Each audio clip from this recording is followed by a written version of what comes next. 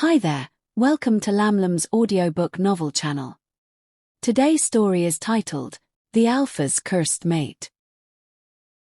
Chapter 1, Moonlight at the Apothecary. The rain had come suddenly, rolling over the hills in sheets so heavy it blurred the lanterns outside Lyra's shop window. She didn't mind. Rain kept the market quiet, gave her time to grind roots into powders and brew teas the way her mother had taught her. Tonight smelled of mint and damp earth, the familiar comfort of glass jars clinking as she moved around the counter. It was past midnight when she noticed the sound. Not the wind, not the rain. Something heavier. A thud against the cobblestones just beyond the apothecary door. Lyra froze, pestle in hand, listening. Another sound followed, a dragging scrape, then silence. Her heart gave a nervous kick. Stray dogs sometimes came down from the hills during storms, but this was heavier, closer. She lit a lantern, pulled her shawl tighter, and unlatched the door. The rain swept in, cold and wild. And there, in the muddy glow, lay a man. No, not quite a man. His body was sprawled across the stones, bare-chested, his skin marred by claw marks and blood. But his hair was wild like a mane, his nails too long, and though his limbs looked human, something in the curve of his shoulders, the thickness of his muscles, whispered wolf. Lyra's first instinct was to step back. But then she saw the wound, deep gashes running down his side, still bleeding, his breath shallow and ragged. Whoever he was, whatever he was, he would not survive the storm lying in the street. "Saints help me," she muttered, crouching beside him. He was impossibly heavy. It took every ounce of strength to drag him across the threshold, water pooling on her floorboards as she pulled him inside. When she let go, his head lolled against the wall, and in the light of the lantern she saw his face.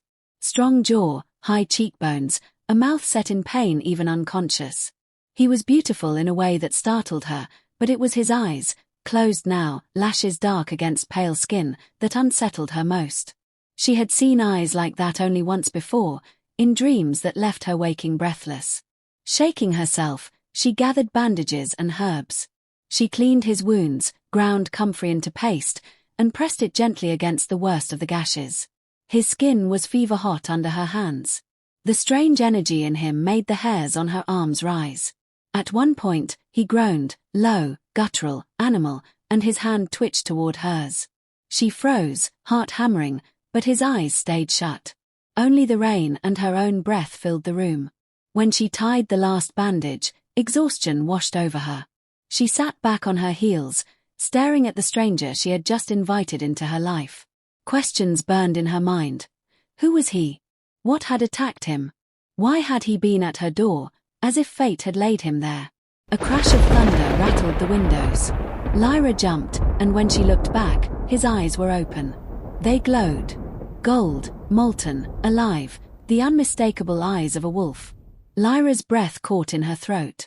She tried to speak, to demand an explanation, but the words died when he bared his teeth, half snarl, half grimace of pain.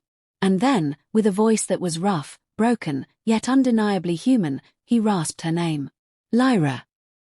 His wolf-gold eyes locked on hers. Chapter 2, The Alpha's Scar.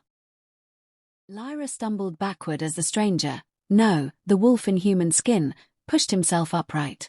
His movements were raw, primal, his bare chest rising and falling with ragged breaths. The lantern's light caught the blood smeared across his skin, but it was his eyes that rooted her in place.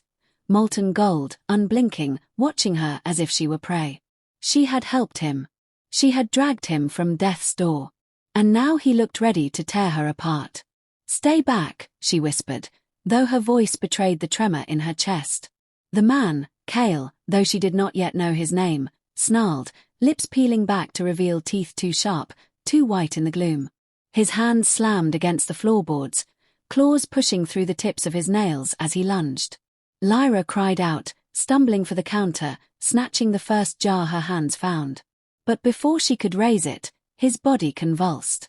He crumpled, clutching his chest, a strangled sound breaking from his throat. The fury in his eyes faltered, replaced by raw pain. He collapsed onto his side, trembling violently, as if unseen chains dragged him into submission. "Saints! Lyra's fear shifted in an instant to something sharper: instinct. She dropped the jar and ran to him, kneeling. His skin was hotter than before, his veins darkening, spiderwebbing across his chest as though poisoned. It wasn't ordinary fever. It was a curse. Her mother had warned her of herbs never to be used, remedies that crossed the line between healing and forbidden magic. One such herb, Nightshade's twin, called Shadowbane, waited sealed in a jar beneath the counter. Dangerous. Tainted. She hesitated. To touch that herb was to risk her soul. But if she did nothing, this man would die on her floor. Damn it, she whispered, racing for the jar. She crushed the brittle leaves, mixed them into a bitter paste, and pressed it against the wound on his side. At once, his body arched, a violent tremor racking him. His hand shot up, grabbing hers with terrifying strength. She cried out, trying to pull away, but his blood smeared hot across her palm. Then, as suddenly as it began, the seizure broke. His grip slackened, his body went still, breath ragged but steady. The blackness in his veins faded, leaving only pale skin beneath the bloody bandages. Lyra collapsed back, clutching her stinging hand. A thin line ran across her palm where his blood had touched her skin, as though the wound had burned into her. Slowly, he opened his eyes again. This time, though still gold, they were clearer, human, almost weary. His gaze found hers, not with hunger, but something sharper. Recognition. "You shouldn't have touched me," he rasped, voice like gravel. His body shook as he dragged himself to his feet. Lyra stood too, hand hidden behind her apron. "You were dying. You don't understand." His words were heavy, final. "My blood isn't safe. For you. For anyone." He staggered to the door, ignoring her protest. Rain swept in again, soaking his skin as he stepped into the storm. For a moment, framed by lightning, he looked both kingly and monstrous, the weight of something vast hanging over him. Then he was gone. The apothecary was silent except for the storm outside and the frantic beat of Lyra's heart. She turned to wash her hands, to scrub away the sting, but froze when the lantern caught her reflection in the small mirror above the basin. Her breath stopped. Etched into the skin of her wrist, where his blood had touched her, a silver mark bloomed like a thorn pressed beneath her flesh. Not a wound. A bond. Chapter 3. Scent of Something Old. The storm broke by morning, leaving the air heavy with damp earth and the metallic tang of wet stone. Lyra hadn't slept. She sat at her counter, wrist wrapped in cloth, staring at the faint shimmer of silver beneath the bandage. No amount of scrubbing had erased the thorn-shaped mark. Her thoughts chased themselves in circles until the bell above the apothecary door chimed. She looked up, and froze. He had returned. The man from the storm stood in her shop once more, but not alone. Two men flanked him, both broad-shouldered, their gazes sharp and watchful. They carried themselves like predators in borrowed human skin. "Lyra." His voice carried the weight of command, though softer now, almost guarded. "This is Beta Luke, and Yarok. They are of my pack." Lyra's fingers tightened around the edge of the counter. Pack. The word confirmed what her instincts had screamed last night. "Wolves." "What do you want?" she asked, her voice steadier than she felt. Kael's golden eyes flicked to the bandage on her wrist, then back to her face. "Answers." But first, his tone shifted, hardening into alpha steel. "No harm will come to you while you stand under my word." The men exchanged looks but obeyed, bowing their heads. It should have comforted her, but the way Kael spoke, public, distant, as though addressing a crowd rather than her, made her chest tighten. He was danger wrapped in courtesy, his power restrained but thrumming like a blade beneath a sheath. They asked questions, circling her story like wolves testing for weakness. She told them only what she could, that he had collapsed outside her shop, that she had healed him. She did not mention the forbidden herb. She did not mention the silver scar blooming on her wrist. When they left, the air felt clearer, though Kael lingered a moment longer. His eyes softened, and for just a heartbeat, he looked less like an alpha and more like a man uncertain of his place. "Be cautious," he said quietly, so only she could hear. "Some bonds cannot be undone." Then he was gone. That night, sleep did not bring peace. Lyra's dreams dragged her into fire. She stood in the midst of a burning house, flames clawing at the walls, the acrid smoke choking her lungs. Somewhere in the inferno, a child screamed, high, desperate, unbearably real. She reached for the sound, but every step forward only carried her deeper into the blaze. The walls collapsed. The scream cut off. Darkness swallowed her. She jolted awake, her heart racing, her skin slick with sweat. The scent of smoke clung to her clothes as though she had truly walked through the fire. And far away, in the Blackthorn Pack's great hall, Kael sat stiffly among his wolves, attempting to lead a council meeting. His words faltered. His breath hitched. The pain struck him suddenly, a burning in his chest, a tearing in his bones. The memory of fire. The echo of a child's scream. A raw howl ripped from his throat before he could stop it, echoing through the chamber. The wolves around him answered instinctively, their voices rising in unison, but their eyes turned on him. Not in loyalty. In accusation. Chapter 4, Old Wounds. The fire in Kael's dream clung to him long after waking. He dismissed his counsel with a wave, ignoring Luke's sharp-eyed questions, and retreated into solitude. Sleep brought no rest, only fragments of memory carved into his bones. Blood on snow. His father's body sprawled across a clearing. Wolves howling in grief and rage as the pack was torn apart by unseen hands.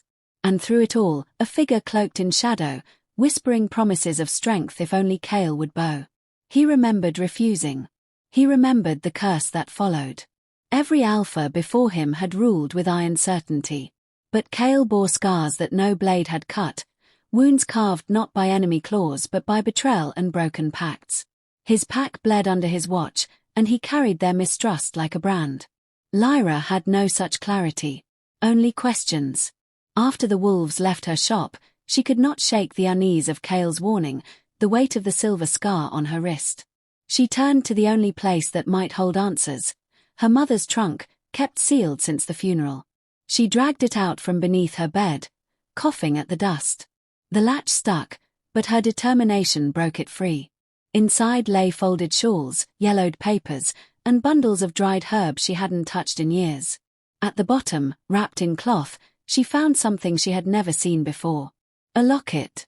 Its surface gleamed faintly, even in the dim light. Stamped into the metal was a sigil she didn't recognize, curling symbols interwoven with a crescent moon. Beneath the sigil, almost too faint to see, was a name. Armitage. Her stomach dropped. She traced the letters again, certain she wasn't mistaken. Armitage, Kael's name. Her breath quickened. Why would her mother have kept such a thing? What bond had tied her family to the wolves of Blackthorn? The thought clawed at her chest, confusion curdling into suspicion. Had her mother lied to her all these years? Had she hidden more than just herbs and recipes? The evening fell heavy, silence pressing against the apothecary walls. Lyra sat with the locket in her hand, her mind racing. The sharp crack of wood startled her. She hurried to the door. Pinned to the front of her shop, gleaming in the moonlight, was a small emblem, crossed arrows over the silhouette of a wolf's head. She had seen it once before in market whispers, worn on the cloaks of men who hunted things best left alone. The hunters. The emblem bore no words, but its message was clear. An invitation. Or a threat. Chapter 5 marked. The full moon rose fat and silver, spilling its glow across the forest. To the Blackthorn Pack, it should have been a night of strength, of hunting in unity. Instead it brought blood. They found him at dawn, Rourke, one of the younger wolves. His body lay twisted in the clearing, claw marks deep and brutal across his chest. The stench of death clung heavy to his fur, half shifted, caught between man and beast. Kael stood over the corpse, jaw tight, fury simmering beneath his skin. Around him, wolves shifted uneasily, their whispers low but sharp. The alpha had promised safety. The curse, it seemed, was not done with them. Lyra did not witness the body, but she felt the moment Kael did. It began as a tingle in her palm where the silver scar burned faintly. The sensation spread through her arm, sharp, like a tether pulling taut. A rush of grief, anger, and unbearable pressure filled her chest, not her own, his. She gasped, clutching her wrist. The connection lasted only a moment, but it left her trembling. Her mother's trunk, the locket, Kael's warning. They all spiraled into one terrifying conclusion.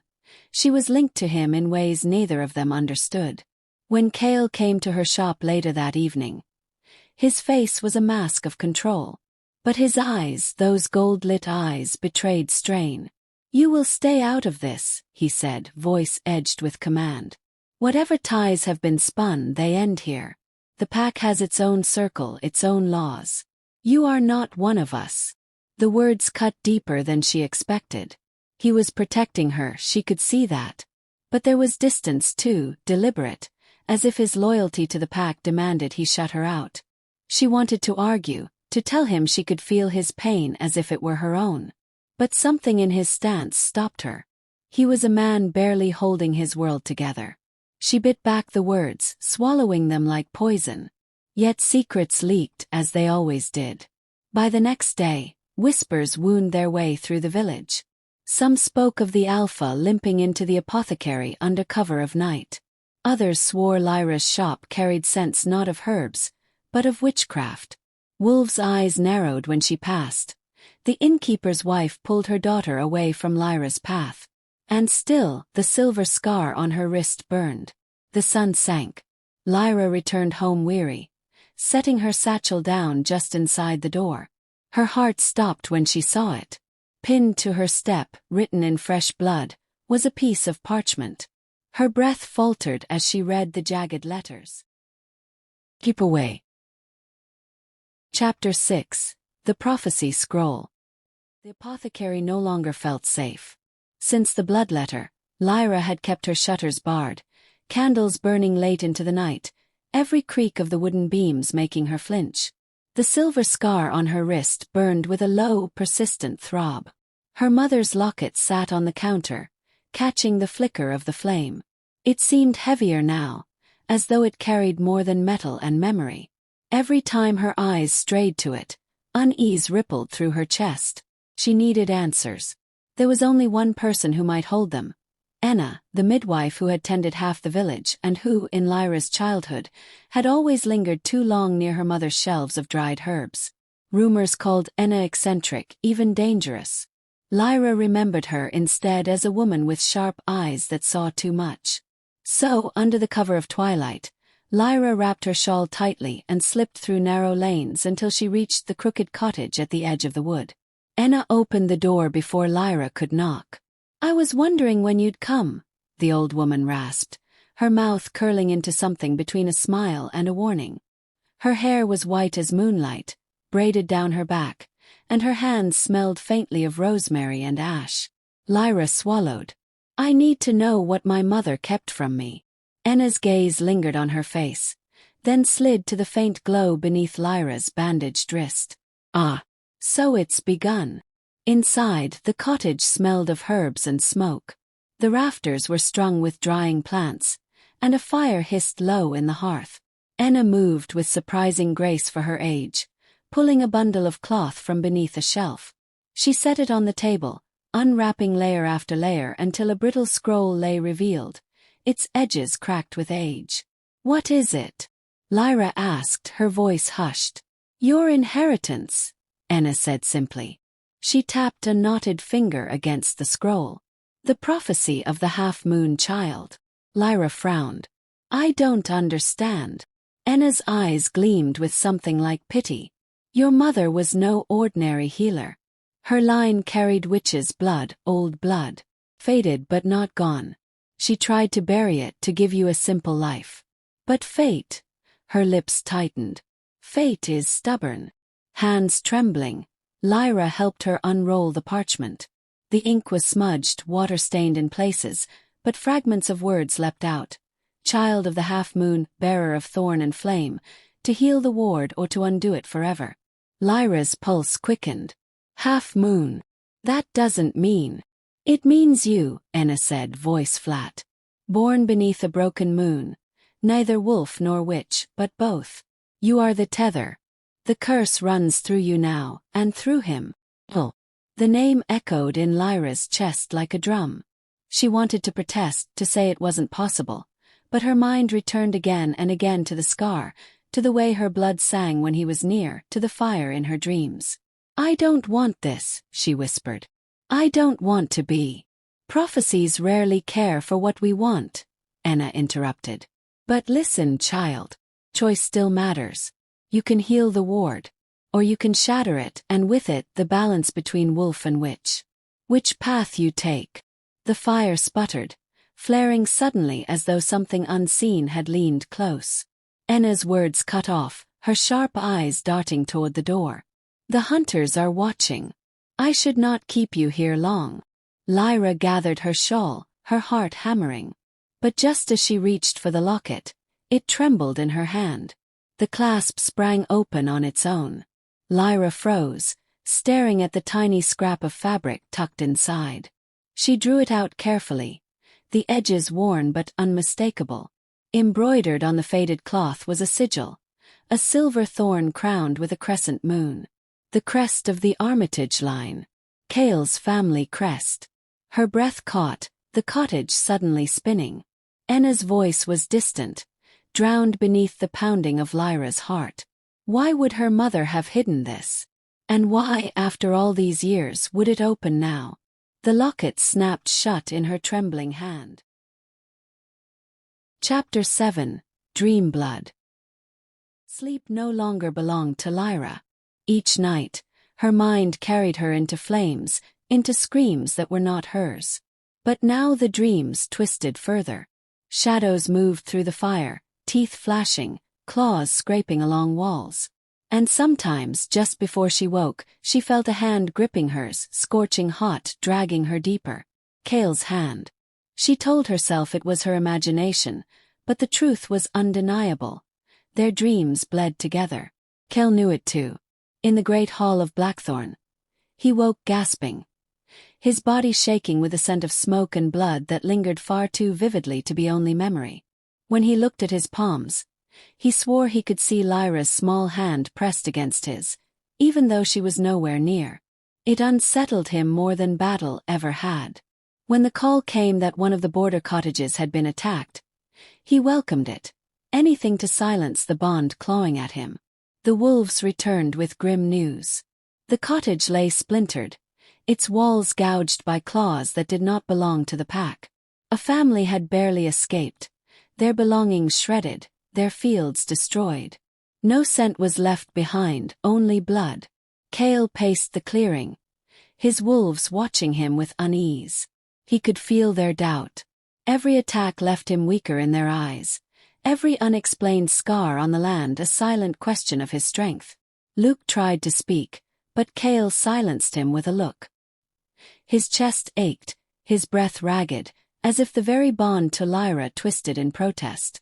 He clenched his jaw, forcing control. He would not be ruled by fate. Not by prophecy. Not by her. So when he saw Lyra waiting outside her apothecary later that night, eyes wide with questions, Kael turned cold. You must keep your distance, he said flatly. What passes between us is dangerous. For you. For me. For everyone. But I feel what you feel, she insisted, stepping forward. The dreams, the pain, it's not chance. We're tied. He flinched at the truth in her words, but forced himself to look away. A curse is not a bond. Do not mistake one for the other. Her heart clenched. His voice was ice, but his hands trembled as though fighting the urge to reach for her. He left before she could answer, disappearing into the forest, shadows swallowing him whole. That night, sleep claimed her again. She dreamed of claws raking down her spine, of fire and screams, of Kael's voice echoing in the dark. You should have stayed away. Her body jolted awake, sweat-drenched, her heart hammering. She stumbled to the mirror, gasping for breath, and froze. Across the pale skin of her back, long crimson lines stretched from shoulder to hip. Claw marks. Marks that had not been there when she lay down to sleep. Chapter 8. The Hunter's Photo. The village was quieter than usual, its market stalls hushed, eyes darting toward Lyra with barely disguised suspicion. She felt it with every step, the weight of whispers following her like smoke. The bloodletter had not gone unnoticed. That evening, the bell above her apothecary door chimed. A man stepped inside. He wasn't a villager, not with that stiff, deliberate posture and the coat of black leather that gleamed like oil in the lantern light. His face was long, sharp, his eyes pale as winter sky. Around his neck hung a silver chain with a wolf's fang polished into a charm. "Hunter. Miss Lyra," he said smoothly, tipping his hat. "I thought it time you knew the truth your alpha won't tell." Her stomach nodded. "You're not welcome here." "Ah, but curiosity burns, doesn't it?" He set a battered satchel on her counter and withdrew a bundle of papers. "Not papers, photographs." Lyra frowned, leaning closer despite herself. They were black and white, grainy, but the images were clear enough. A clearing at night, a circle of hooded figures, symbols carved into the earth. And in the center, two faces she recognized even through the faded light. Kael's father, her mother, standing side by side at some kind of ritual. Her pulse stumbled. This can't be. The hunter's smile thinned. "Oh, it is. Witches and wolves struck a covenant once, binding bloodlines for power. But packs, Miss Lyra, always demand a price. The scroll you carry speaks of it, does it not?" Her eyes snapped up. "How do you know about that?" He ignored the question, laying down one final photo. Kael's father kneeling, a blade pressed to his palm. Beside him, her mother holding a bowl to catch the blood. Lyra staggered back. "Your blood," the hunter said softly, "is the key to what they began. The ward they bound is breaking, and only you can seal it or shatter it. Tell me, child of thorn, which will you choose?" She could hardly breathe. Fear and doubt tangled in her chest, sharper than any blade. And outside, though she did not see, villagers gathered at a distance, muttering at the sight of a stranger entering her shop. Suspicion curled like smoke, feeding on whispers ready to ignite. By dawn it did. Lyra opened her door to find her apothecary marked. A great cross burned deep into the wood, charred black, the stink of smoke still rising. The message was clear. The village had turned. Chapter 9. Beneath the cradle moon. The market night should have been safe. Lanterns swung from iron hooks, children darted between stalls, the smell of roasted chestnuts and honey cakes filling the air. But the air was restless, heavy, as if the moon itself held its breath. Lyra had been searching for rare herbs when a cry split the square. A wolf, huge, gray, eyes like cold iron, burst through a vendor's table, scattering fruit and screaming villagers. Behind him came more, snarling, not of Kael's pack. The sigils carved into their shoulders told their allegiance. The iron fangs. And at their head, shifting into a broad-shouldered man with cruel amber eyes, was Soren, alpha of the rival pack. His grin was sharp as a blade. "Blackthorn grows weak," Soren called, his voice carrying across the chaos. "And weakness deserves fire." Flames caught on the thatched stalls. People shrieked, scattering. Then Kael was there. He moved through the crowd like a storm, his deputies at his side. His growl so deep it rattled the ground. Lyra, against every warning, found herself running toward him, herbs forgotten. The moment her gaze locked with his, something in her chest clenched. The fight tore the market apart. Wolves lunged, steel clashed. Firelight turned everything red gold. Lyra ducked a clawed hand, slamming a pouch of powder into a wolf's face. The creature reeled, coughing, eyes streaming. She almost laughed, until another wolf came at her from the side. Kael caught its throat mid-leap. He tore it away, his eyes glowing wolf gold. Blood spattered the dirt. "Stay behind me," he snapped. But she didn't. She tossed him a vial, and together they fought, her herbs flaring, his claws slashing, an unlikely duet. For a heartbeat, amidst the violence, they moved as though they had always been paired, their steps perfect, their strength shared. And then it happened. Soren lunged with a blade meant for Kael's spine. Lyra grabbed Kael's hand to pull him aside. Skin against skin. The world exploded. Heat flooded them both. Not the heat of fire but something older, deeper, threaded with silver and shadow. Kael's head snapped toward her, eyes wide. Lyra gasped as the earth itself seemed to tremble. Bond. Tether. Ancient, undeniable. Kael's claws dug into the dirt. His teeth bared not at Soren but at fate itself. He shoved Soren back with a roar so primal the rival alpha faltered. The fight broke. Iron Fang wolves retreated, dragging their wounded with them, leaving only smoke and silence in their wake. Kael stood breathing hard, chest heaving. His hand still half-curled around Lyra's. His eyes, wolf gold and human pain, searched hers. "You're mine," he murmured. And then, impossibly, the forest answered. A rustle, a low whisper, a chorus of leaves that sounded like a scent. Lyra staggered back, terror and wonder colliding in her veins. Chapter 10. The Beta's Quiet.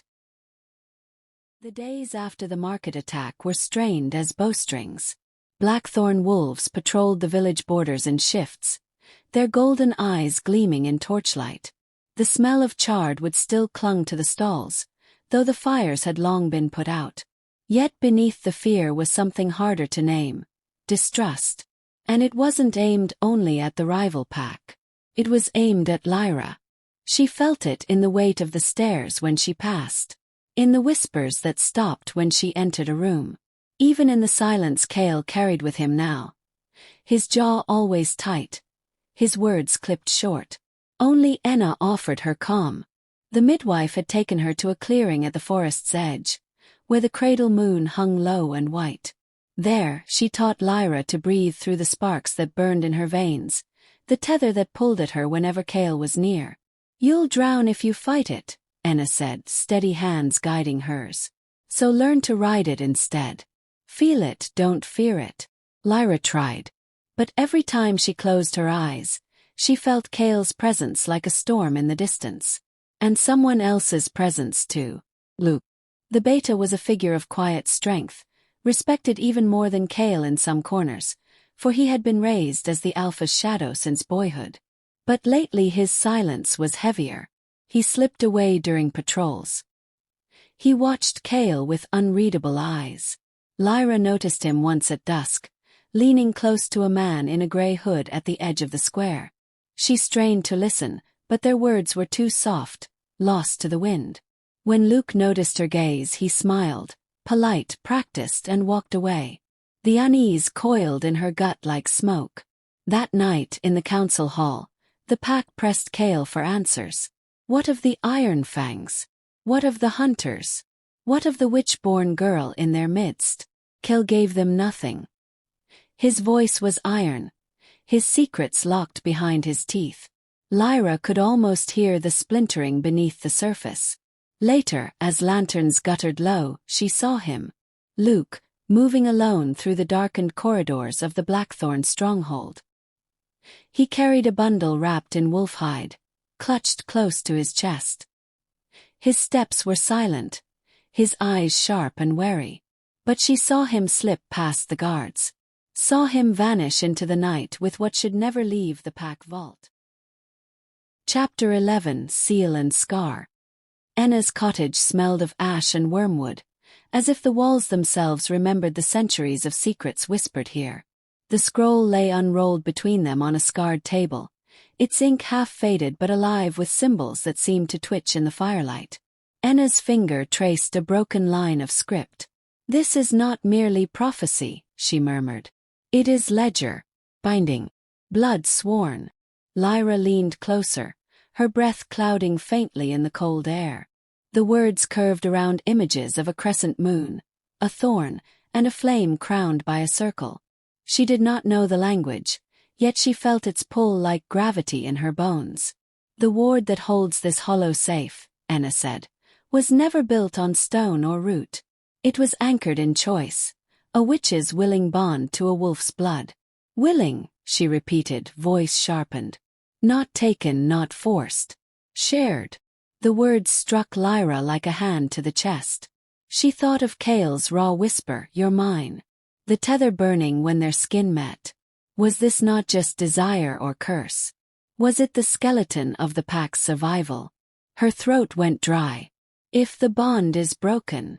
Enna did not look at her. Then the seal weakens. The hollow grows teeth. What was buried beneath will wake. Lyra pressed her palm over the scar where Kael's blood had marked her. She thought of the forest answering them with a rustle like 1,000 voices. Was that the hollow shifting already? The locket at her neck pulsed faintly, as if the metal itself acknowledged the truth. That night, Lyra lay restless in her apothecary, shadows crawling long across the ceiling. Outside, wolves patrolled, their paws soft on soil. Sleep came jagged. And then the earth moved. The ground trembled beneath Blackthorn Hollow, rattling shutters, shaking jars from shelves. Lyra bolted upright as a sound unlike anything she had ever known rose from below the village. A roar too deep to belong to any wolf, too vast to be fully animal. It was as if the hollow itself had drawn breath. Chapter 12 Confessions at Dusk. The forest softened as dusk poured gold through the trees. Lyra had never seen the alpha so still. Usually Kael carried his body like a drawn blade, all taut shoulders and watchful eyes. But here, away from the village and the patrols, he lowered himself onto the moss as though the earth might finally bear his weight. Lyra hesitated before sitting across from him. Their fire was small, no bigger than a lantern flame, its smoke curling lazily up to meet the first stars. She tucked her knees in, clutching the old locket. "I should not have brought you here," Kael said. His voice rough but softer than she'd ever heard it.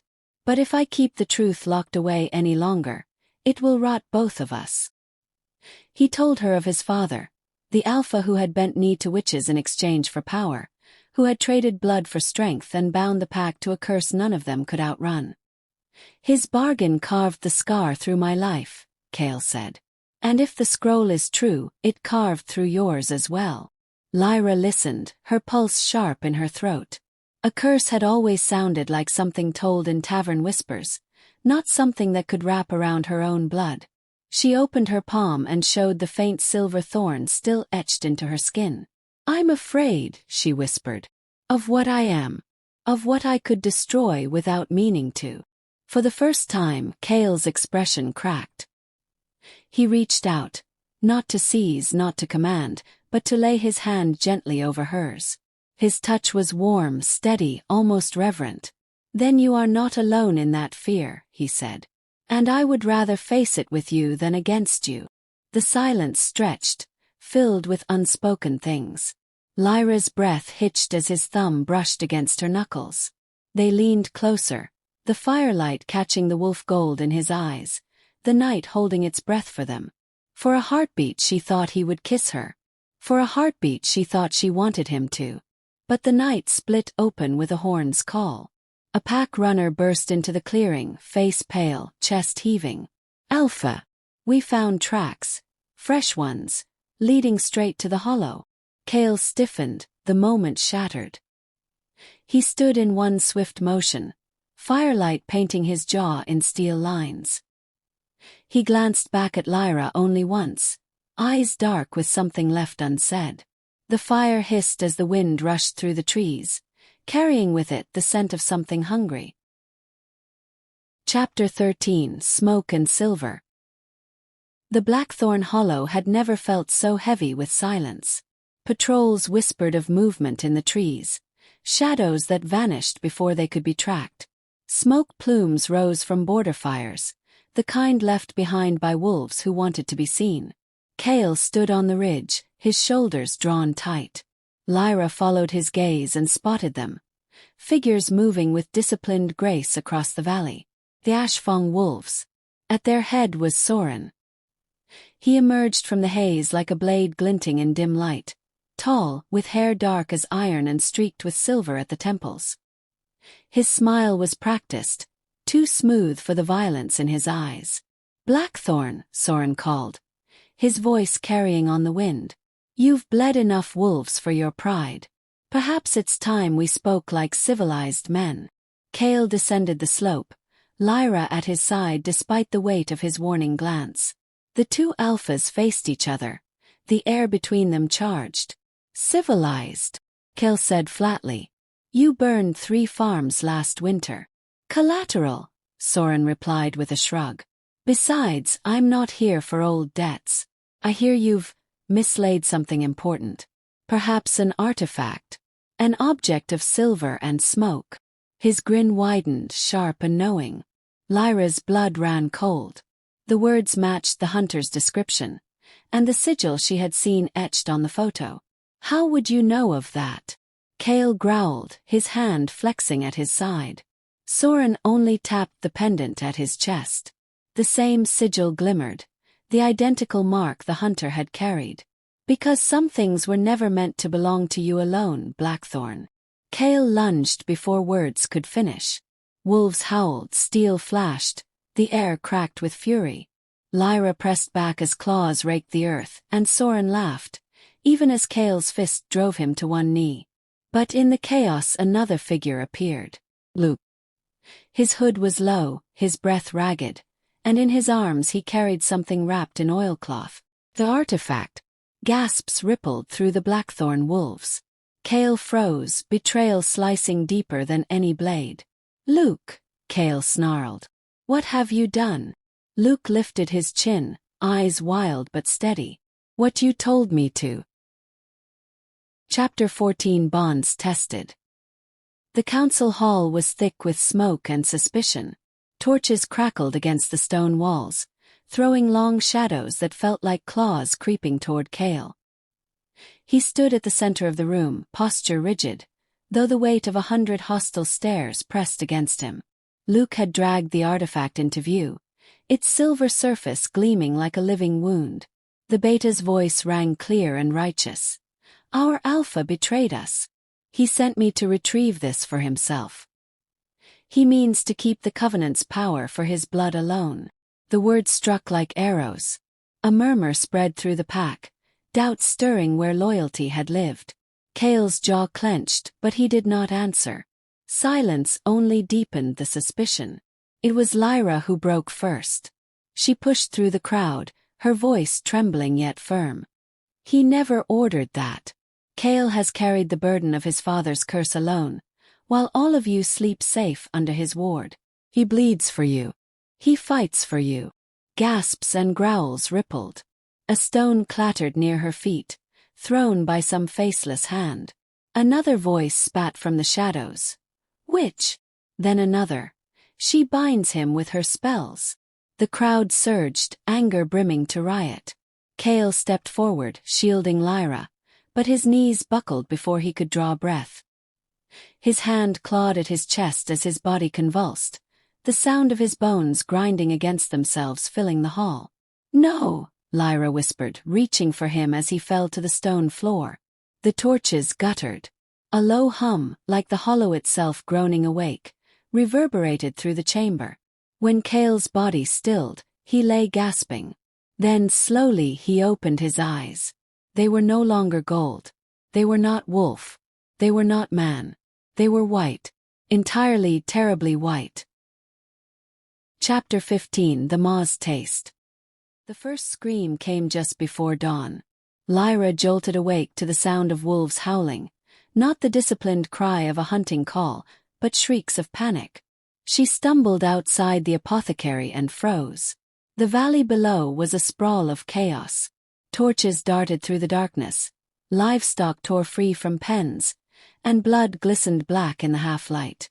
Something was killing indiscriminately. Kael, still weak from the convulsion, staggered into the open air.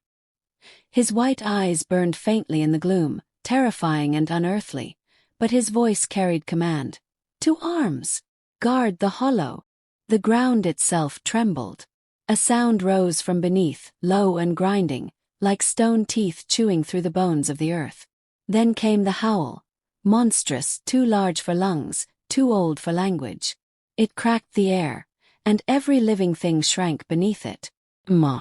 It had been sealed for generations, bound beneath Blackthorn Hollow by pact and blood. But the seal was thinning, its hunger leaking into the world like smoke from a cracked furnace. Cattle lay ripped apart as if something invisible had passed straight through them. Wolves dropped mid-stride, their throats torn by unseen claws. Lyra pressed her hands over her ears, but the sound pierced bone and marrow. She saw shadows lashing, flickering like skeletal wings across the valley.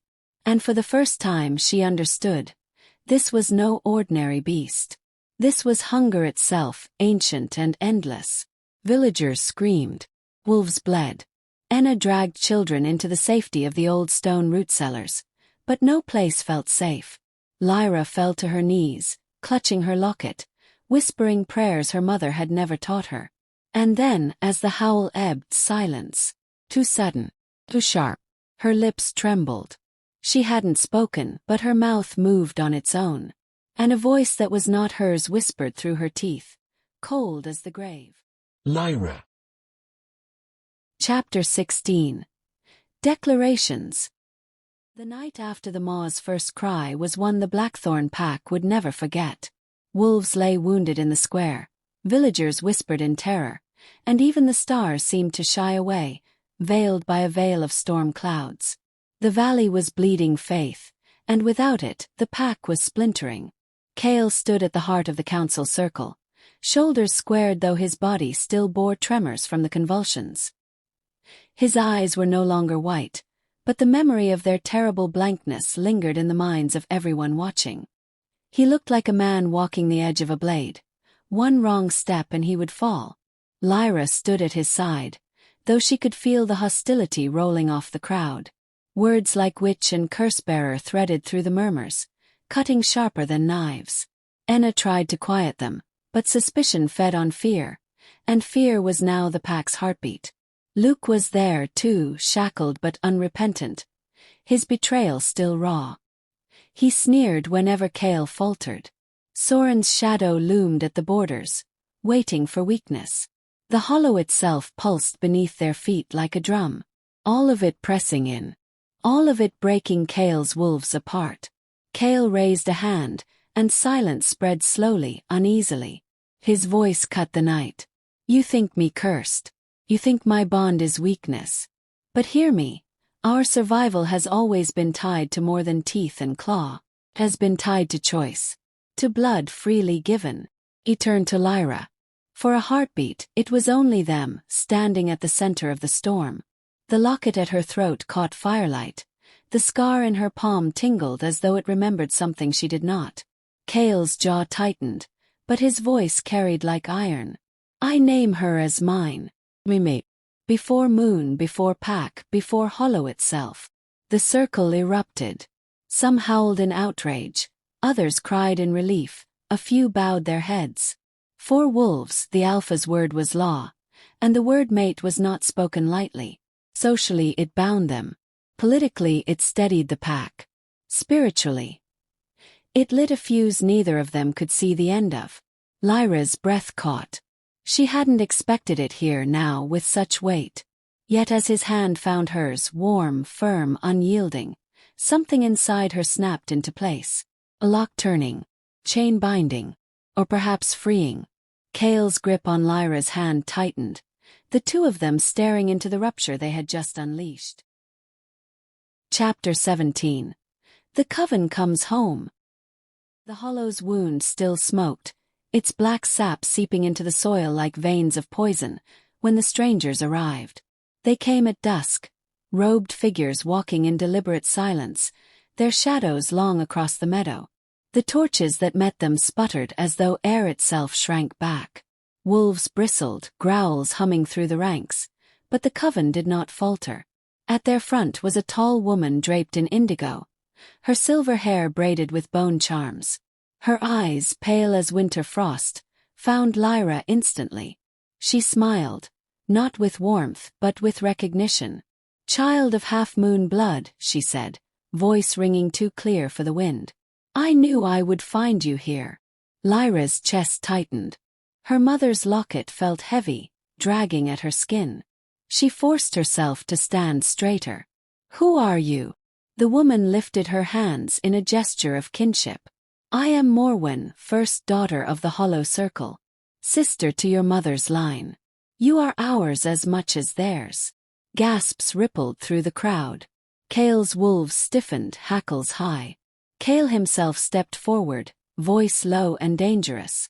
She is Blackthorn now. Morwen's gaze slid to him with faint amusement. Alpha. It was your father's bargain that bound us all, was it not? Wolves and witches alike shackled to desperation. She spread her arms. The seal you cling to was never holy. It was born of hunger, born of fear. And now it breaks. Her words carried the weight of truth. The crowd murmured, unease weaving through already frayed loyalty. Lyra's voice shook. If it was a curse, why are you here now? Morwen stepped closer, her shadow stretching toward the apothecary. Because we can bind it again. We can lock the maw, restore the ward. But, her eyes gleamed. It requires you, Lyra. You are the hinge, the willing instrument. Which blood, wolf bond, freely given. The words dug into Lyra's bones. Willing instrument. Her mother had hidden this truth, had died without ever explaining why. Now strangers carried it back with bone charms and sly smiles. Kael's hand brushed hers in warning. She felt his muscles coil, every line of him a shield. He didn't trust them. Neither did she. Yet part of her, deep in the marrow, recognized the faces. Something old, some echo of blood calling to blood. That night, when torches dimmed and the coven's campfires burned like scattered stars across the meadow, Lyra lay awake, questions smoldering in her chest. She almost didn't notice the silence first. The absence of wolf patrols. The sudden hush of the forest. Then came the muffled scuffle. She bolted upright just in time to see dark shapes dragging Kael into the shadows. His struggles muted by spellbinding ropes that shimmered like liquid silver. Kael! She screamed, but the night swallowed his name. Morwen's voice carried across the dark, calm as water. Safe passage demands a toll. Your alpha will serve. Chapter 18. Into the coven site. The coven's sanctum lay hidden beyond the hollow, where black trees grew too close together and their roots knotted like veins. Lyra slipped past the perimeter wards, heart pounding, the locket at her throat a silent guide. The forest seemed to watch her, eyes in the bark, whispers in the branches. She carried only a small satchel of herbs and a knife Kael once pressed into her hand. It felt wrong to walk without him at her side, wronger still to know he was inside, bound, while she crept outside.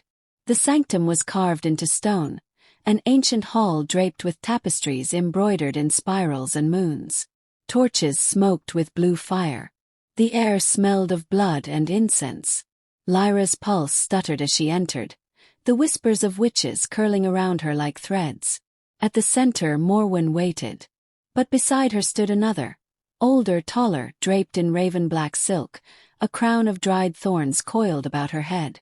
Her face was sharp as bone. Her eyes the same piercing shade Lyra saw every morning in her mirror. The leader's lips curved into a smile. You have your mother's eyes. The words hit harder than a blow. Lyra's knees almost buckled. Who are you? The woman tilted her head. I am Selvara, High Matron of the Circle. Blood of your blood. Sister to the woman who birthed you. Lyra's chest tightened. She shook her head. My mother never told you. Selvara's voice was velvet and knives. Of course not. She built a ward with wolves to save the weak, yes. She sacrificed our blood to protect theirs. And in her mercy, she cursed us all. Morwen's eyes flicked away. The other witches muttered, shadows rippling. Lyra fumbled with her satchel, pulling free a folded page Enna had given her in secret. Her mother's confession, ink smeared with age. She read the words again, voice cracking. If this seal fails, my daughter may carry the burden. Forgive me. The sanctum wavered before her. Her mother had done this. Chosen the wolves, chosen Kael's bloodline, chosen her. Lyra's anger and grief tangled until she could hardly breathe. Selvara stepped closer. Her presence filled the room, ancient and terrible. You cannot unmake what she began. But you can finish it. Give yourself to us. Bind the maw. Take power the way your mother refused to. Her hand extended, pale and waiting. Lyra's fingers shook as they brushed the locket at her throat. For a heartbeat she saw Kael's face, the wild gold of his eyes, the vow he hadn't spoken but lived. She opened her mouth to answer. And then Selvara hummed. Soft, low, familiar. Lullaby. The same lullaby Lyra's mother sang when she was small, rocking her by the firelight. A song that smelled of rosemary and warm bread, of safety and home. Lyra froze, every bone turning to ice. Selvara's smile deepened. You remember. Chapter 19. Memory and Ash. The stone beneath Kael's knees was slick with something that smelled of iron and salt. His wrists were bound by ropes that hissed faintly, etched with runes that stung like fire. The coven chamber was a hollow of shadows, lit by torches that burned in unnatural colors. Green, violet, blue. He had known pain before. Scars across his ribs, broken bones in battle, the burning of silver. But the coven did not work in wounds. They worked in patience. Every chant pulled threads of memory loose. Every whispered word scraped at his mind until the present blurred and the past clawed its way back. Tell us the names, one of the acolytes breathed, her hand pressing to his temple. Those who stood at your father's side. Those who bound the ward. Kael tried to snarl, but the sound fractured into silence. His jaw locked, the runes bit deeper. His body betrayed him. What poured out instead were images he had never intended to release. His father's broad figure, cloaked in wolf pelt, the secret altar beneath Blackthorn Hollow, the witches gathered with their eyes like knives. And Lyra's mother. Kael gasped at the sight of her. Younger, alive. Firelight painting her face in gold and sorrow. She stood beside his father, locket glinting at her throat. Hands steady even as tears streaked her cheeks. Why are you showing me this, he thought. But it wasn't them. It was his own buried memory being dragged up, strand by strand. The bargain unfolded in brutal clarity. A ward carved from blood and bond. A seal requiring not strength, but a willing union. A witchmate promised, not chosen. Kael's stomach twisted. All this time he had believed his bond with Lyra was some cruel twist of fate. But it wasn't fate, it was design. His father had demanded it. Lyra's bloodline had been condemned to anchor the hollow before she was even born. And when the ward had faltered, when the maw pressed against its cage, Kael had hunted the witches. He remembered the rage, the executions, the cold certainty that they had betrayed the pack. He had punished them for a curse his father had written into their blood. The weight of it broke something inside him. His chest tightened, his throat burned. He wasn't just Alpha of Blackthorn. He was heir to a crime that could never be undone. The coven pressed harder. Confess. Speak the rights. Give us the words your father gave you. Kael tried to resist, but the memories surged anyway. Firelight again. The stench of burning wood. No, not wood. Flesh. Screams muffled by night. His father's voice thundering over it all. Sacrifice binds stronger than love. And then he saw them. Cradle. Child.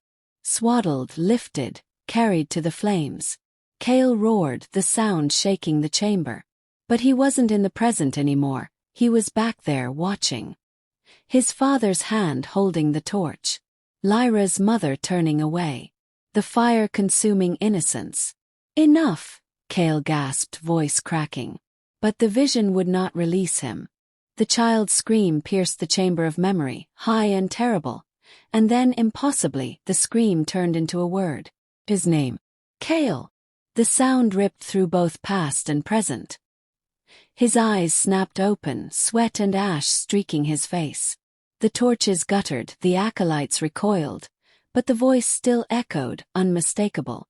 Someone in that chamber, then or now, knew him. And they were calling. Chapter 20. The Ritual's Key. Lyra's fingers shook as she traced the locket's seam.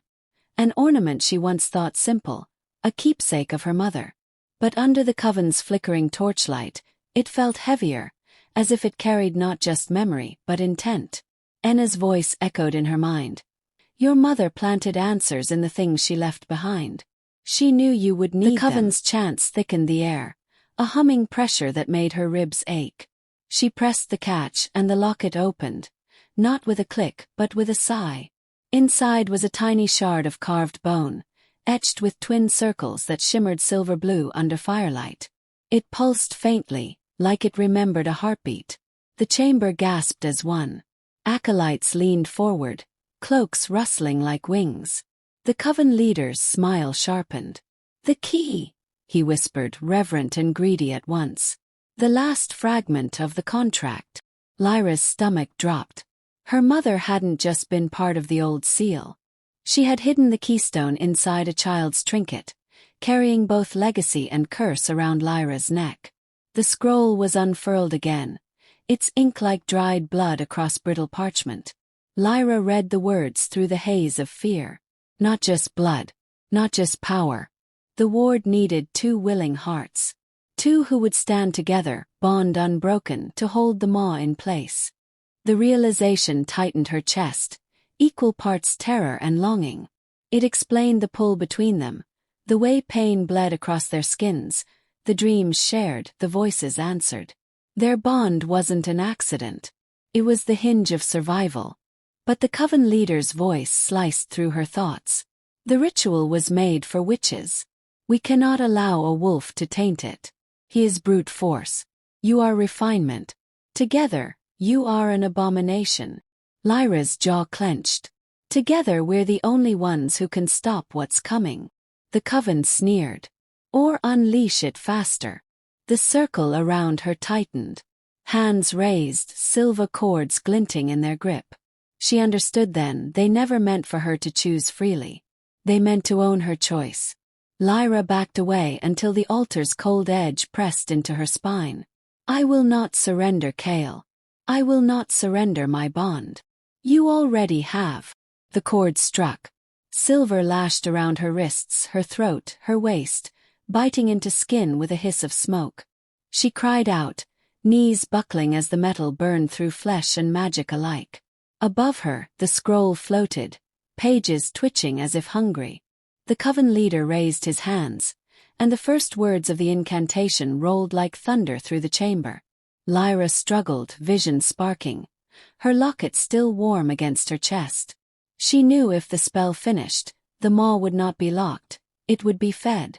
She bit her tongue against the scream and spat blood onto the stone, the taste of copper and defiance. Do it, the leader hissed. Begin the binding. Chapter 21, The Silver Rite. Lyra resists the coven's forced ritual. Kael, half broken, hears her cries through their bond and tries to break free. The maw stirs beneath the hollow, sensing the weakening ward. The ritual chamber shook with the force of Lyra's resistance. The coven's voices rose in cold unison, silver cords biting into her wrists, burning into her skin as though they sought to strip her of all she was. But she fought, every cry torn from her throat echoing not just in the chamber, but down the bond that tethered her to Kael. Kael heard. Even shackled, even bloodied and half broken. He felt her agony. The bond seared through him, not as pain but as fire. He roared against the chains, claws shredding the stone until his hands bled. Nothing could silence her voice in his mind. Beneath them the maw stirred. The earth groaned as though the hollow itself listened, hungry for collapse. Then her bonds snapped. Not from the coven's spell breaking, not from her own strength. They burned away as crimson drops spread across her wrists. Kael's blood had crossed the bond, scorching through the cords until they disintegrated into ash. Chapter 22, Ashes Between Us. The forest swallowed them. Kael half carried, half dragged Lyra away from the sanctum. His body shuddering from blood loss, her wrists still raw with silver burns.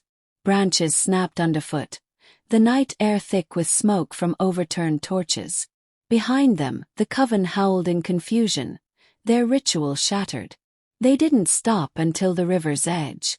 Kael dropped to his knees, clutching his ribs. Lyra fell beside him, gasping. The roar of water drowned out the chaos behind them, leaving only their ragged breathing. For a moment they said nothing. The silence between them was heavier than words.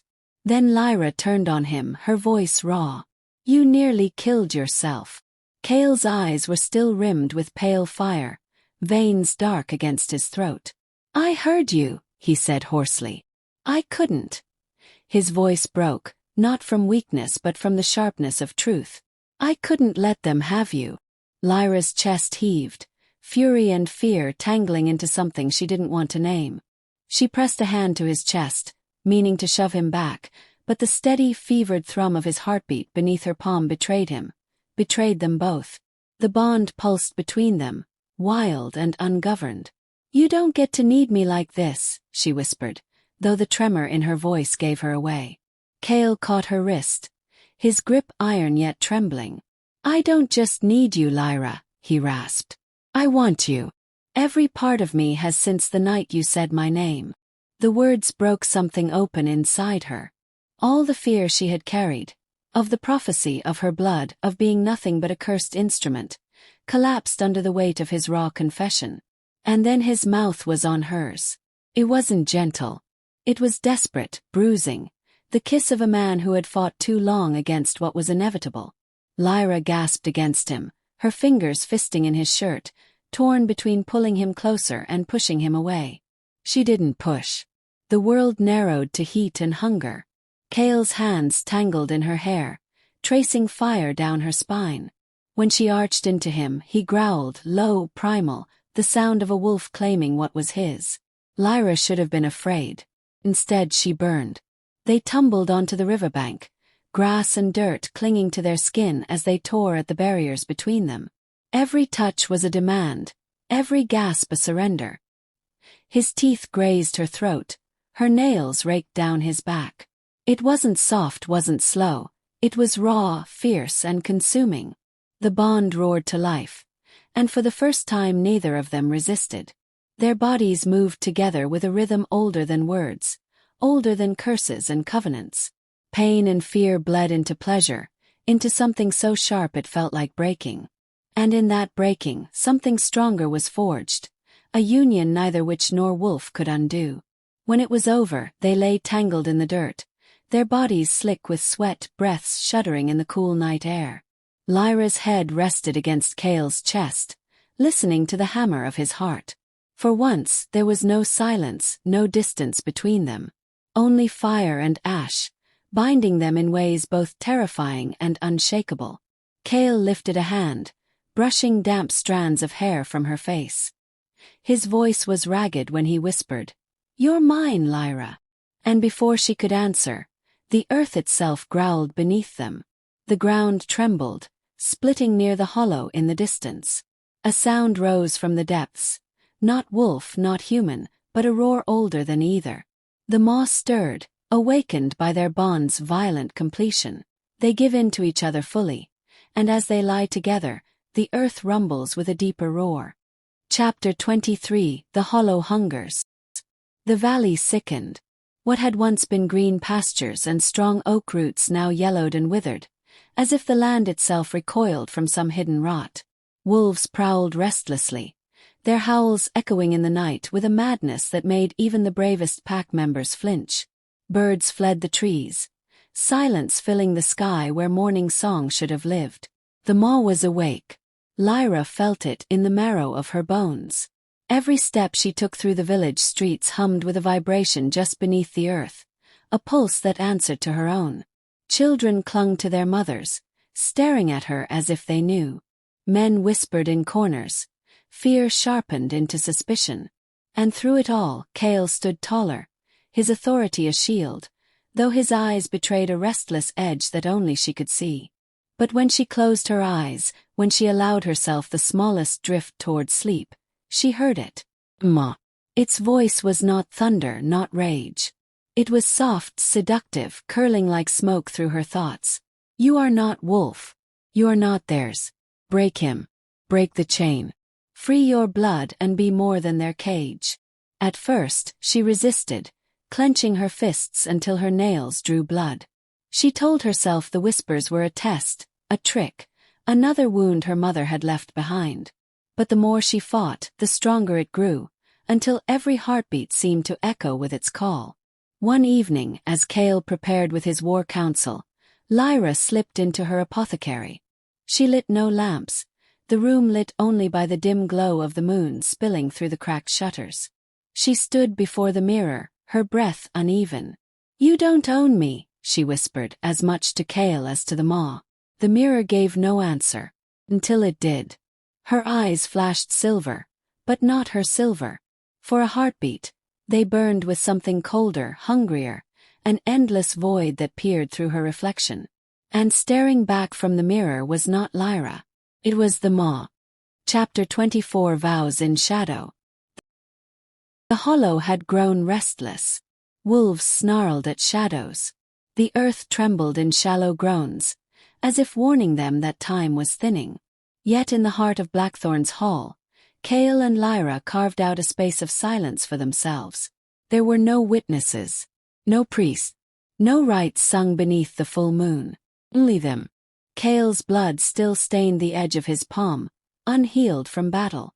Lyra's wrist bore the scar of silver raw, and glowing faintly in the lamplight. They faced each other across the rough-hewn table, the air between them thick with the scent of resin and ash. This bond, Kael's voice cracked, uncharacteristically uncertain.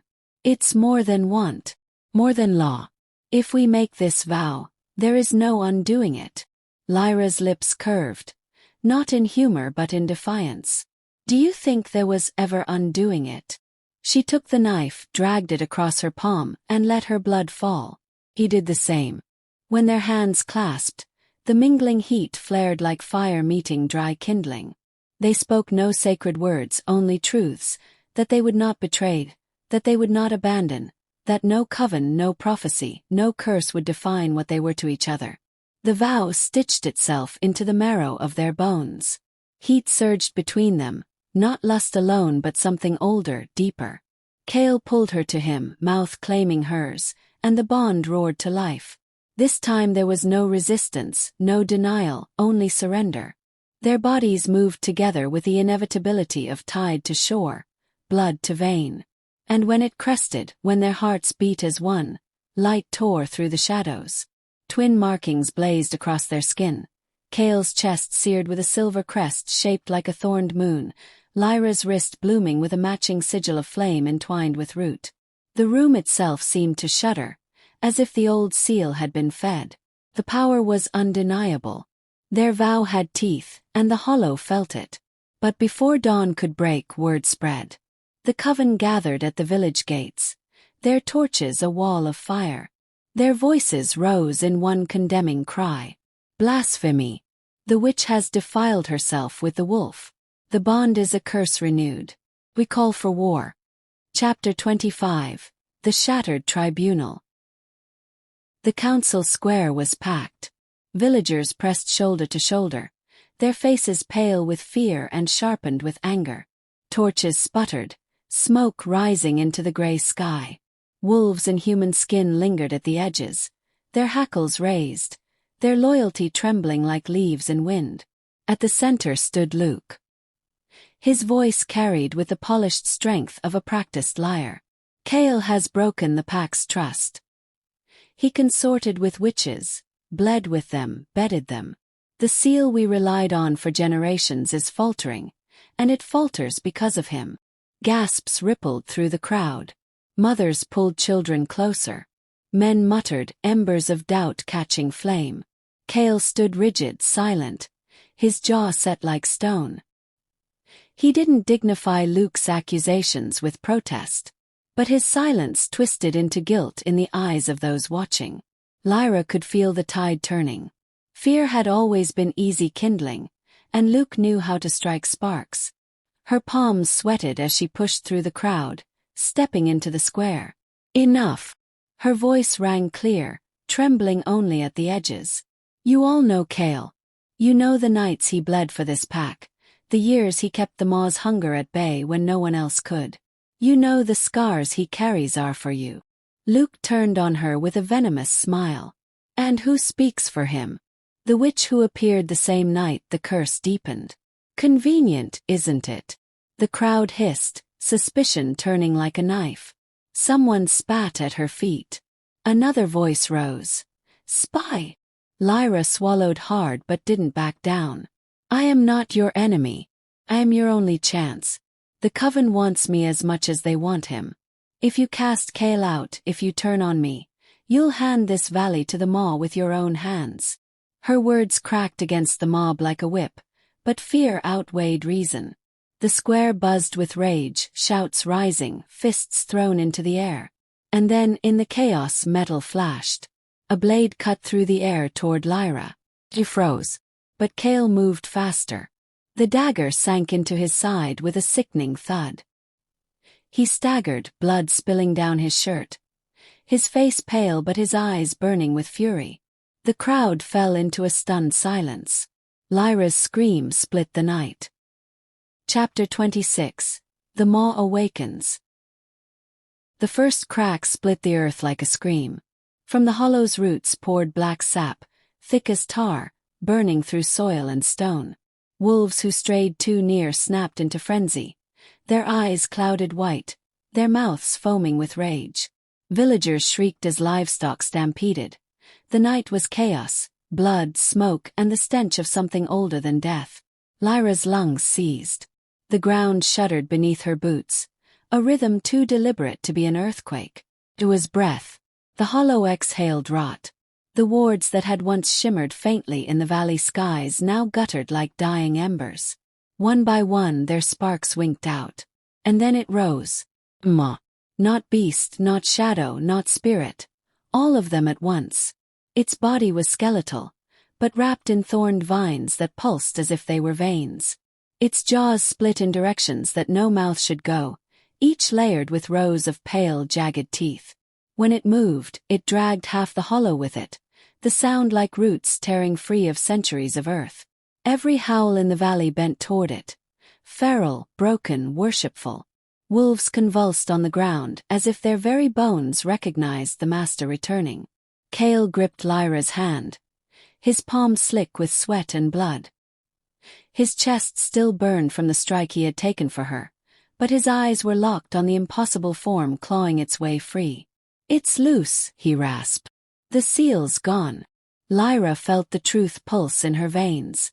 The bond between them thrummed harder than her own heartbeat, pulling, burning, demanding something she didn't yet understand. She heard the maw whisper in her skull, its voice 1,000 hunger threads tugging at her ribs.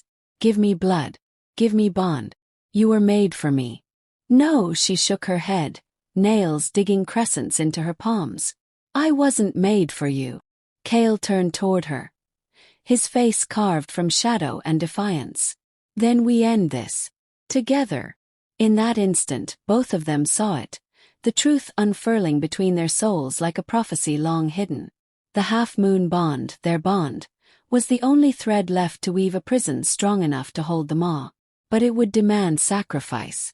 The maw reared back, its many jaws opening in a roar that shattered glass across the valley. Its teeth caught the moonlight, and for one breath, it seemed as if the whole world tilted toward its hunger. Lyra clutched Kael's bloodied hand tighter.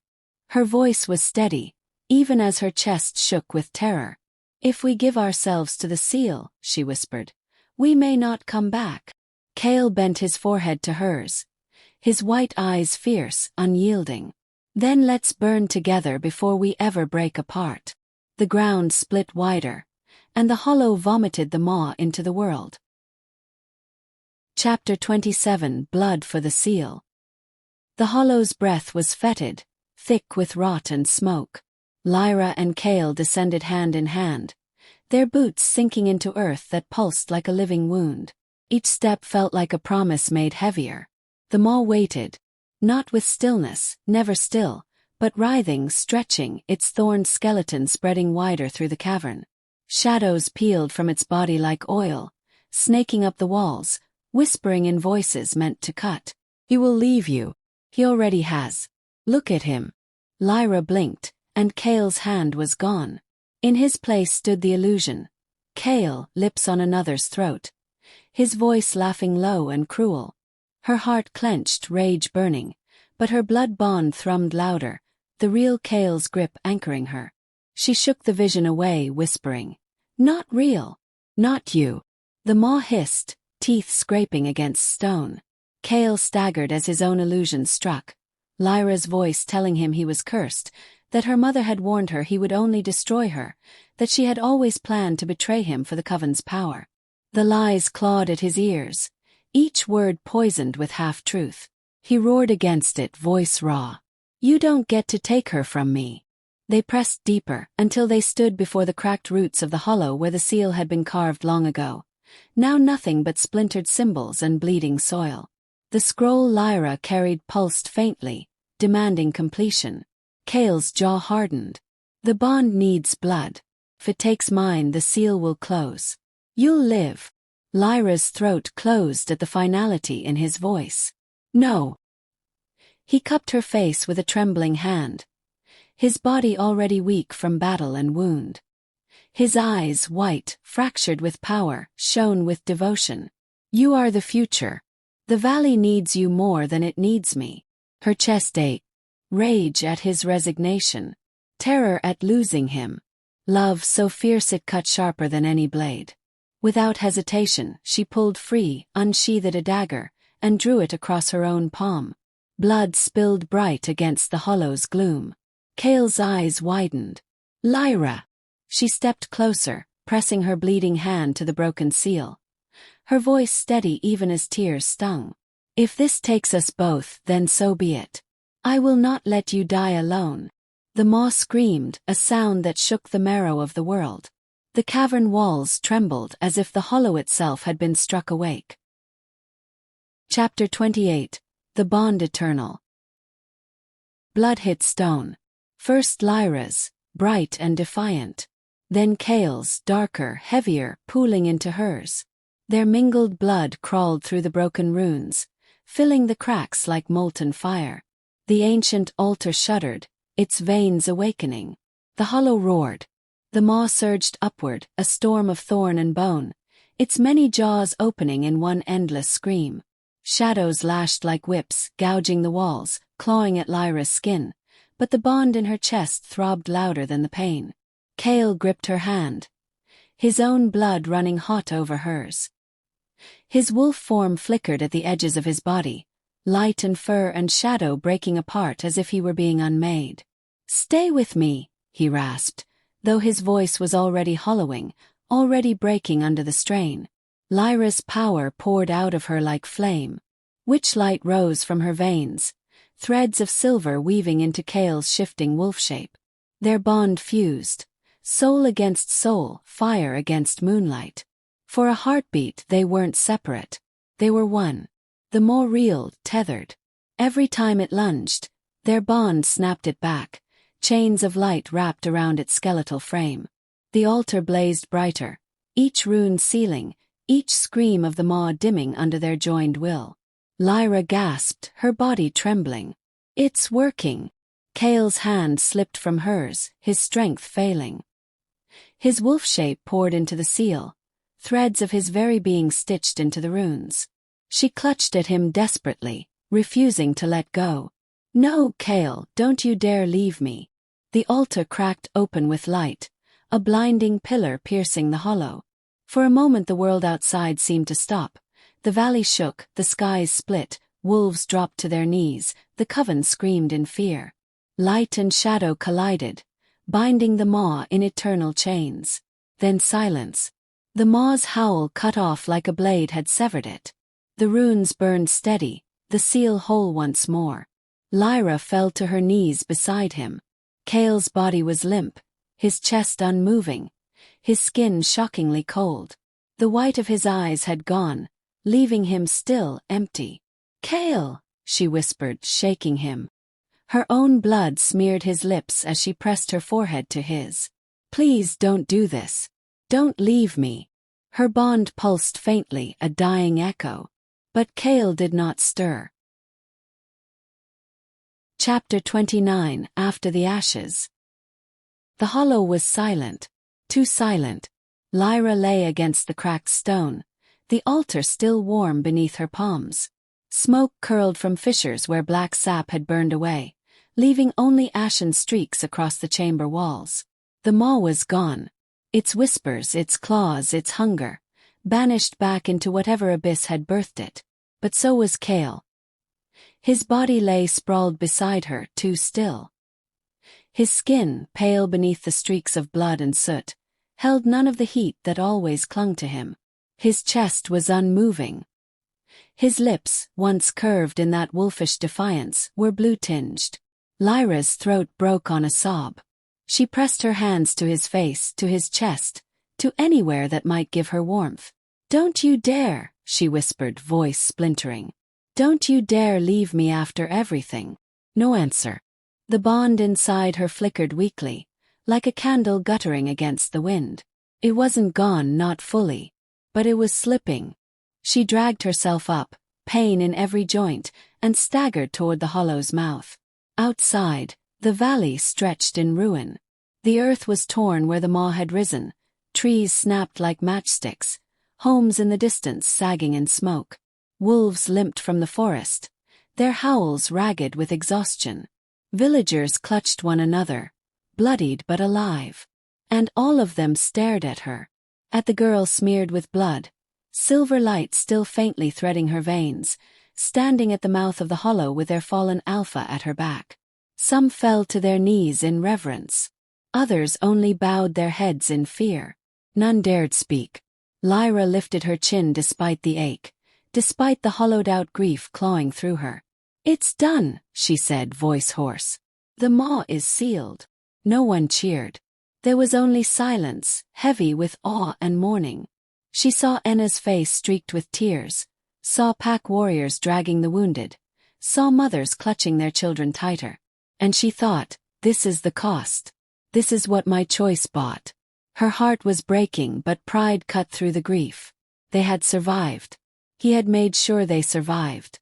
Lyra turned back to Kael, kneeling once more beside him, her hand trembling as it brushed across his chest. She closed her eyes, whispering, "I'll carry you. I'll carry us both if I have to." And then, sharp inhale. Her eyes snapped open. Kael's chest rose, shallow but certain. His eyes opened slowly, not gold anymore but burning with a new light, silver threaded through wolf gold, a glow that was both witch and wolf, fused and eternal. Lyra froze, her breath caught between disbelief and terror. "Kael!" His gaze locked on hers. His lips parted, his voice rough, otherworldly. "Lyra!" Chapter 30, Epilogue. New moon. The valley healed slowly. Where once the hollow bled black sap, there was now only silence. The ground still bore scars, cracks veined through the earth like a memory that would never fade, but the maw's hunger was gone. The howls that rose in the night no longer carried madness. They were the cries of wolves reclaiming their place beneath the moon. Kael stood among them, different now. His presence no longer radiated only the raw power of Alpha. It shimmered with something older, heavier. The seal lived inside him, bound by blood and vow, woven through his soul. When his eyes caught the light, gold and silver braided together, every villager knew. Their Alpha was not just wolf anymore. He was something more. And yet, to Lyra, he was still Kael. The man who snarled her name in pain, who carried the weight of bloodlines, who chose her again and again even when fear could have torn them apart. The apothecary had been rebuilt with the help of pack hands, shelves restocked, herbs replanted. Children lingered at her doorway now, wide-eyed and cautious, as though she were both witch and savior. She no longer flinched at the whispers.